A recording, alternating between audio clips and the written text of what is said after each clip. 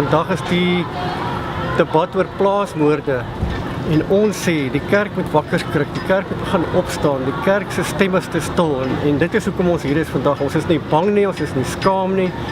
Ons staan hier in die naam van ons Here Jesus Christus, tot sy eer doen ons dit. En ons stap die pad vorentoe. En die kerk moet hoop gee vir die mense in die land. The trunk is no fall and the church is empty. I think we must make a stand, take a stand when coming to that. That's why we are here today. Ek dink die plaasmoorde.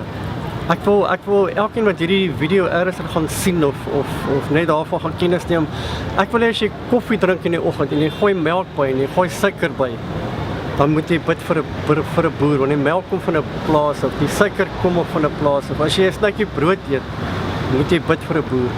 Dit kom van die plase af waar wit en swart hard saamwerk. We are poorer without farmers, black and white alike, and we are poorer if people are keeping on dying like this. We saying no.